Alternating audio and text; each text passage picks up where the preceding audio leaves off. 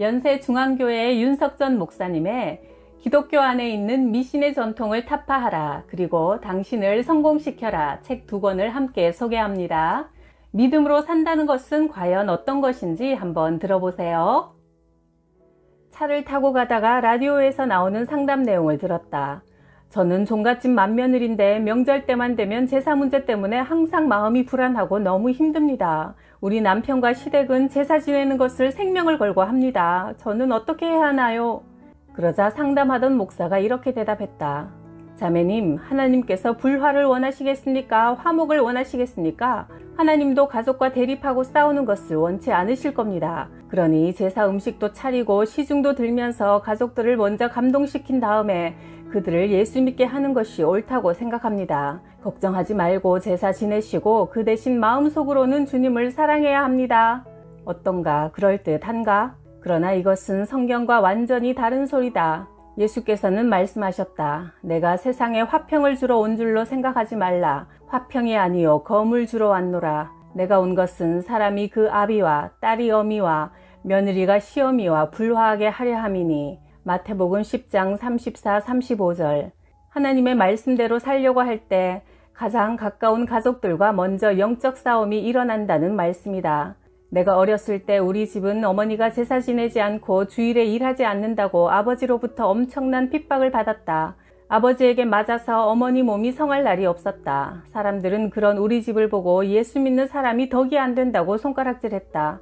어떻게 보면 가족과 불화하면서 하나님 말씀을 지키는 것이 본이 되지 못하고 오히려 가족 구원을 막는 것 같이 보인다. 그래서 가족들과 화목하기 위해 죄와 타협하는 것이 옳은 것처럼 보일 수도 있다.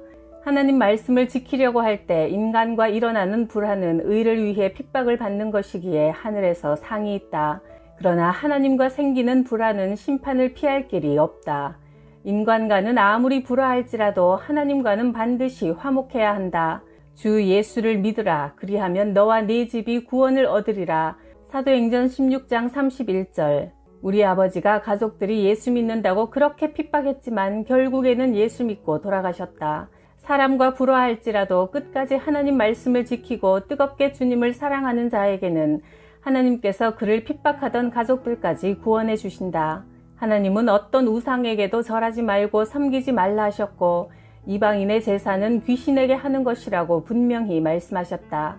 어떤 상황에서도 세상과 타협하지 말고 오직 하나님께 절대적으로 순종하는 사람은 하나님께서 책임지신다. 어머니와 우리 형제들은 예수 믿지 않는 아버지의 엄청난 핍박을 받으며 살았다. 무려 34년간 핍박받았다. 어머니는 여러 번 죽을 고비를 넘기셨고 우리 형제들도 교회 간다고 많이 맞으며 자랐다. 핍박받는 가장 큰 이유는 왜 주일에 일하지 않느냐, 왜 제사를 지내지 않느냐 하는 2가지 문제였다. 이런 문제에 부딪히면 아버지는 어머니에게 폭력을 행사해 어머니는 어깨뼈, 갈비뼈가 부러지곤 했다. 내가 어릴 때 다니던 교회는 주일에 생계를 위한 일을 하지 말고 예배하며 쉬라고 가르쳤다. 어느 가을에 추수를 마치고 타작을 해야 하는데 아버지는 우리가 주일에 일하지 않는 것을 뻔히 알면서도 어떻게든 주일에 일을 시켜보려고 동네 사람들을 전부 우리 집으로 불렀다. 그 주일 아침 어머니가 형들을 시켜 동네 사람들이 오지 못하도록 연락했다. 아버지가 새벽에 일찍 일어나서 일할 준비를 하는데 오기로 한 사람들이 아무도 오지 않았다. 그날 하필 저녁부터 비가 와서 보리와 밀 200가마니가 싹 떠내려가고 썩어버렸다. 거름 주고 김 메고 추수해서 쌓아놓은 곡식이 다 떠내려갔다. 사람들이 저놈의 집구석 예수 믿다가 망한다고 손가락질했다. 또 우리 동네에는 시제가 있었다. 윤씨 가문의 시제가 나이대로 학렬대로 쭉 이어지는데 우리 아버지 차례가 돌아오면 아버지가 어머니를 때리다 못해 달래기 시작한다. 당신은 집에 있지 말고 다른 데 가 있으면 되잖아. 제사는 제수씨들 데려다가 지낼 테니까. 안 됩니다. 우리 집을 우상 숭배하는 제사 지내는데 절대 내줄 수는 없어요. 안 되고 말고요. 시제를 지내겠다는 아버지와 절대로 지낼 수 없다는 어머니의 피 터지는 전쟁이 일어날 때마다 그 싸움을 온 군내가 다 알 정도였다. 어느 날 이 엄청난 싸움 속에 아버지가 어머니에게 같이 죽자며 쥐약을 큰 대접에 2그릇을 가지고 왔다. 아버지는 어머니를 핍박할 구실을 찾으려고 성경도 읽었다. 내가 성경을 읽어보니 무슨 독을 마셔도 해를 받지 않는다고 하더라. 성경이 진짜 맞으면 너는 쥐약을 먹어도 살 것이고 나는 죽을 것이다. 그때 동네 사람들이 이 싸움을 구경하려고 전부 우리 집 마당에 모였다. 아버지는 허리에 부엌칼을 차고 손에 낫을 들고는 누구든지 내 곁에 오면 죽여버린다고 선포한 뒤 쥐약 사발을 입으로 가져갔다. 그 순간 둘째 형님이 번개처럼 아버지의 쥐약 든 손을 내리치고 아버지를 꼭 끌어안았다. 그러자 동네 사람들이 달려들어 아버지가 가지고 있던 칼과 낫을 빼앗았다. 그런데 그러는 사이 어머니는 마루에 앉아 기둥나무에 기댄 채 그 많은 쥐약을 오독오독 씹어서 다 먹고 나서 손으로 긁어 손가락까지 쪽 빨아먹고는 쥐약 그릇을 내려놓았다. 동네 사람들이 그걸 보고 외쳤다. 아이고, 석전이 엄마 이제 죽는구나. 예수 믿다가 이놈의 집구석이 망하는구나. 가끔 동네에서 농약 먹고 죽는 사람을 보면 배를 움켜쥐고 피를 토하며 소리소리 지르고 난리가 난다. 어머니가 먹은 쥐약은 일본에서 만든 쥐약으로 농약보다 더 독하고 동네 사람들이 다 먹고도 죽을 만한 분량이었다. 그 시대에 일본에서 대학을 졸업한 집안 어른이 한 분 계셨는데 어떻게 이런 일이 있을 수 있냐며 쥐약 사발에 혀를 갖다 댔다가 그 자리에서 혀가 부르터 버렸다. 동네 어른 한 분도 혹시나 하는 호기심에 혀를 댔다가 부르터 버렸다. 어머니가 그런 독한 쥐약을 한 사발이나 먹었으니 속이 얼마나 뒤집어지겠는가. 그런데 어머니는 아무렇지도 않은 듯 조용히 앉아서 동네 사람들이 다 보는 앞에서 계속 웃고만 계셨다. 어머니가 한참을 고요히 앉아있다가 방으로 들어가자 동네 사람들은 이제 죽으러 가나보다 하고 쑥덕거렸다. 시간이 지나서 아버지도 집안 어른들도 동네 사람들도 어머니가 죽었을 거라고 생각하고 방문을 열어보니 어머니는 기도하고 계셨다. 신기하게도 하루가 지나고 이틀이 지나고 사흘이 지나도 어머니는 죽지 않고 멀쩡했다. 이 일이 내가 초등학교 4학년 때 일어난 일인데 어머니가 2005년도에 소천하셨으니 쥐약을 먹고도 얼마나 건강하게 오래 사셨는가. 하나님 말씀대로 영혼 구원을 위해 마귀와 한판 영적 싸움을 벌일 때는 무슨 독을 마셔도 해를 입지 않은 것이다. 믿는 자들에게는 이런 표적이 따르리니 저희가 내 이름으로 귀신을 쫓아내며 무슨 독을 마셔도 해를 받지 않으며 병든 사람에게 손을 얹으면 나을 것이다. 마가복음 16장 17절. 어머니가 쥐약을 먹고도 죽지 않자 동네 사람들이 진짜로 하나님은 살아계시는구먼 하면서 하나님과 어머니의 신앙을 인정했다. 그리고 그동안 어머니에게 예수에 미친 나쁜 년, 못된 년 하면서 욕을 했었는데 그 쥐약 사건 이후로는 우리 어머니에게 잘못하면 하나님께 벌받는다며 절대 함부로 하지 않았다.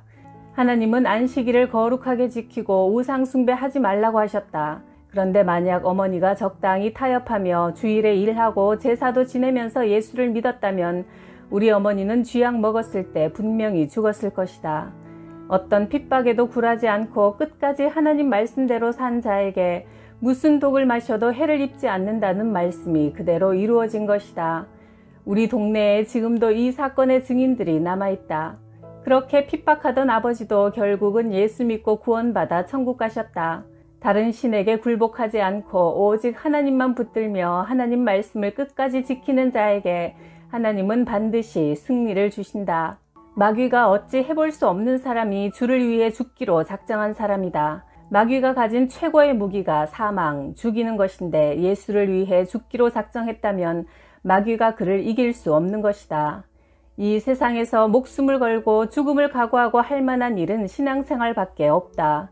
죽어도 꼭 해야 할 일은 예수에 대한 믿음을 지키고 천국 가는 것이다. 이런 사람을 세상이 어떻게 감당하겠는가? 우리는 이 힘을 하나님으로부터 공급받기 위해 기도해야 한다. 기도로만 그 힘을 얻어낼 수 있기 때문이다. 우리의 싸움은 혈과 육을 가진 인간을 상대로 하는 것이 아니라 이 어두운 세계의 지배자들과 하늘에 있는 악한 영들을 상대로 하는 것이다. 그러므로 하나님이 주시는 무기로 완전 무장하라. 에베소서 6장 12절 13절. 어떤 여자 청년이 결혼에 대해 상담하러 왔다. 목사님, 한 남자는 서울대를 나오고 직장이 참 좋은데 예수를 안 믿어요. 두 번째 남자는 돈이 많아서 좋은 집과 좋은 차를 가지고 있어요. 그런데 이 사람도 예수를 안 믿어요. 세 번째 남자는 너무 가난해요. 그런데 신앙은 좋아요. 이 셋 중에 아무래도 서울대학교 나온 사람이 제일 좋겠죠. 아마 하나님께서 나를 그 집에 선교사로 보내려고 하시는 것 같아요. 상담을 하러 온 것이 아니라 자기 나름대로 벌써 결론을 내리고 찾아왔다. 그래서 내가 말했다. 얘야, 세 번째 남자를 택해라. 비록 돈이 없고 빈털털이라도 믿음이 있어야 최후에 후회하지 않는다. 성경에 믿지 않는 자와 혼인하지 말라고 하지 않았니? 불신자와 결혼해서 그 집 사람들을 구원시키려 하지 말고 신자와 결혼해서 믿음의 가정을 이룬 다음에 더 많은 사람을 전도하는 것이 더 낫단다. 그러자 이 처녀는 아무래도 목사님이 잘못 생각하시는 것 같아요. 첫 번째가 제일 좋은 것 같은데 이 사람과 결혼할래요. 그리고는 그 남자와 결혼한 뒤 선교사 노릇은커녕 남편이 교회도 못 나가게 하는 바람에 자기 믿음도 다 잃고 말았다. 이것은 자신만 불행해지는 것이 아니라 자자손손 저주를 받는 무서운 결과를 초래하는 것이다. 시골에서 고생하시는 목사님들을 만나기 위해 충청도에 간 적이 있다. 목사님들에게 구두 한 켤레씩 선물해 드리려고 백화점에 들어갔다. 목사님들이 구두를 고르시는 동안 나는 옆에서 기웃거리는 가게 지배인에게 물었다. 예수 믿으세요? 예수요? 전 안 믿습니다. 왜 믿지 않으십니까? 저도 예전엔 교회 다니면서 학생회장, 청년회장도 한 사람입니다. 그런데 목사가 하는 행동을 보니 예수 믿을 맛이 안 나더라고요. 목사 꼴 보기 싫어서 예수 안 믿기로 결심했어요. 그래서 내가 이렇게 말했다. 목사 꼴 보기 싫다고 당신이 지옥을 선택했다면 지옥에는 꼴 보기 좋은 사람들만 있는 줄 아십니까? 착각하지 말아요. 예수를 믿어야 합니다. 그렇지 않으면 당신은 목숨이 끝날 때 지옥 갑니다. 학생회장, 청년회장까지 했으면 천국과 지옥이 있다는 것은 알지 않습니까? 고작 목사 한 사람 때문에 당신이 하늘나라를 포기할 순 없지요. 예수 믿으세요.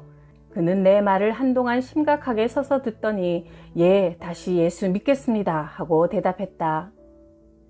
어떤 부잣집 사모님과 상담을 한 적이 있다. 목사님, 제가 하는 말을 절대로 비밀로 지켜주셔야 합니다. 저는 도벽이 있어요. 아니 자매님, 그게 무슨 말입니까? 저는 어찌된 일인지 슈퍼마켓에 가서도 몰래 물건을 훔쳐야 속이 시원해요. 돈이 없어서도 아닌데 왜 그런지 모르겠어요. 이래서는 안 된다고 끝없이 결단하지만 저도 모르게 자꾸 훔치게 돼요. 그렇소. 그러면 당신 속에 해서는 안 된다는 지식은 있지만 그 지식대로 살 수 있도록 힘을 공급받아야 합니다. 그 후 그녀는 내 조언대로 열심히 기도하고 금식하고 예배의 자리를 지키며 하나님의 말씀을 잘 듣더니 결국 그 원수 같은 도벽을 끊고 자유로워졌다. 이처럼 성령의 능력을 공급받아야 하나님 말씀대로 살 수 있다. 이 땅은 제한적인 세상이라 육신을 망치는 일은 70년, 80년, 길어야 100년만 지나면 끝나지만 당신의 영혼을 망친다면 영원한 파멸을 피할 수 없다. 그러므로 우리는 주여 나는 할 수 없사오니 나를 도와주시옵소서 하고 기도해야 하는 것이다. 교인들까지 멋모르고 따라하는 세상 풍속, 미신 행위들이 많다. 그중 하나가 돌잡이다. 아기가 1살이 되면 돌상을 차려놓고 돌잡이를 한다. 실을 잡으면 오래 살고 돈을 잡으면 부자가 되고 붓을 잡으면 학자가 된다고 해서 아기가 무엇을 잡을까 기대가 대단하다. 또 요새는 마이크를 잡으면 연예인이 되고 청진기를 잡으면 의사가 되고 마우스를 잡으면 컴퓨터 기술자가 된다고 한다. 재미삼아 하는 이런 전통도 장래를 점치는 미신적 행위다. 사람의 생사화복은 하나님께서 주관하신다. 진정 아이의 행복을 원한다면 어릴 때부터 성경을 쥐어주고 하나님의 말씀으로 양육해야 할 것이다. 케이크에 초를 켜는 것도 중세 독일에서 촛불을 켜놓고 복을 비는 데서 시작되었다. 촛불을 끄기 전에 소원을 빌라고 하는 것도 위험한 미신적인 행위다. 소원은 오직 하나님께만 빌어야 한다. 이렇게 악한 영들은 전통을 타고 들어온다. 성도들은 악령을 불러들여 섬기는 이런 전통들을 맹목적으로 따라해서는 안 되며 영적으로 잘 분별해야 할 것이다. 내가 젊은 날 군대 갔더니 나보다 계급이 하나 높은 상사가 야, 담배 한 대 피워도 괜찮아. 담배 핀다고 지옥 가냐? 하면서 워커발로 다리를 툭툭 차며 담배를 피우라고 위협했다. 무릎에서 피가 나도록 두들겨 맞았지만 나는 피를 흘리면서도 이렇게 말했다. 나는 술 마시지 않고 담배도 안 피우기로 결심했습니다. 첫째 이유는 내가 하나님 앞에 죄를 짓는 것 같은 기분이 들기 때문이고 두 번째는 내 자존심 때문입니다. 오늘까지 안 피웠던 담배를 당신이 피우라고 한다고 피우겠습니까? 나는 절대로 나의 생각을 꺾을 수 없습니다. 그 이후에도 고참들이 나를 그렇게 두들겨 팼지만 단 한 번도 그들의 요구를 용납하지 않았다.